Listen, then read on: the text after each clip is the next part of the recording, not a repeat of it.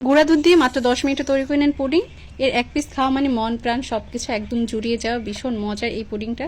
আসসালামু আলাইকুম, আশা করছি আজকের রেসিপিটা আপনাদের ভালো লাগবে। যদি ভালো লাগে অবশ্যই একটা লাইক দিবেন আর আমাকে সাপোর্ট করার জন্য আমার ভিডিওটা বেশি বেশি শেয়ার করুন। পুডিং তৈরি করে নেওয়ার জন্য আমি এখানে 3টা ডিম নিয়ে নিচ্ছি, তবে আপনারা এর পরিমাণটা বাড়িয়ে কমিয়ে নিতে পারেন। তবে ডিমের পরিমাণ যদি বাড়িয়ে কমিয়ে নেন সেক্ষেত্রে দুধের পরিমাণটাও বাড়িয়ে কমিয়ে নিতে হবে। এরপর মাঝে দিয়ে দিচ্ছি চিনি, আমি এখানে 1/3 কাপ পরিমাণ চিনি দিয়েছি, তবে মিষ্টিটা আপনাদের পছন্দ অনুযায়ী দিয়ে নেবেন। আর সবকিছু একত্রে খুব ভালোভাবে মিশিয়ে নেব, যতক্ষণ অবধি চিনিটা গলে ডিমের সাথে মিশে যাচ্ছে সেই অবধি খুব ভালোভাবে এটাকে মিশিয়ে নিতে হবে।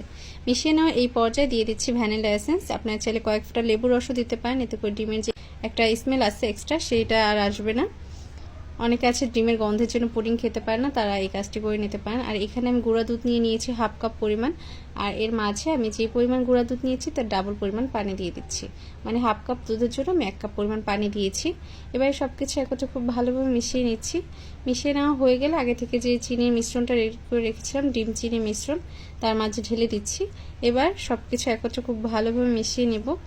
পুডিং তৈরি করে নেওয়া খুবই সহজ, আপনারা চাইলে যখন তখন ঝটপট বাচ্চাদের তৈরি করে দিতে পারবেন। এই গরমে এরকম একটা পুডিং খেতে তো ভীষণ ভালো লাগে, ঠান্ডা ঠান্ডা পুডিং, আর আমার বাচ্চারা তো খুবই পছন্দ করে। এবার সবকিছু একত্রে খুব ভালোভাবে মিশিয়ে নিলাম। মিশিয়ে নেওয়া হয়ে গেলে এটাকে একটা সাইডে রেখে দিয়ে আমি পুডিং তৈরির জন্য ক্যারামেলটা রেডি করে নেব।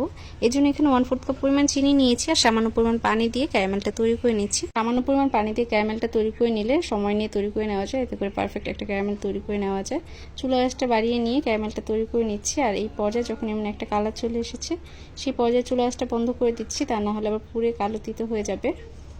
এবার যে পাত্রে আমি পুডিংটা সেট করব সেই পাত্রে ঢেলে নিচ্ছি। ঢেলে নেওয়া হয়ে গেলে হাতের সাহায্যে একটু ছড়িয়ে নিলেই হয়ে যাবে।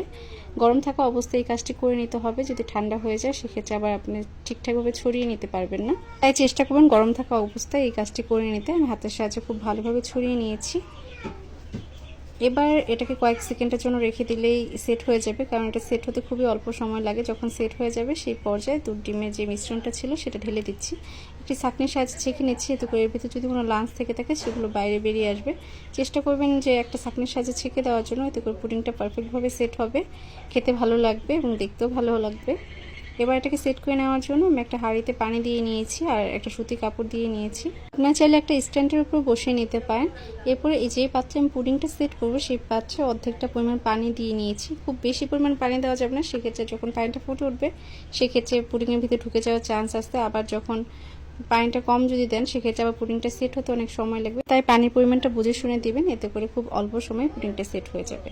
পুডিংটা সেট হয়ে যাওয়ার পর আমি এটা যখন ঠান্ডা হয়েছিল সেই পর্যায়ে নর্মাল ফ্রিজে রেখে এবার সার্ভ করে নিচ্ছি। আশা করছি আজকের রেসিপিটা আপনাদের ভালো লেগেছে। যদি ভালো লাগে অবশ্যই লাইক কমেন্ট শেয়ার করবেন। সবাই ভালো থাকবেন। আল্লাহ হাফিজ।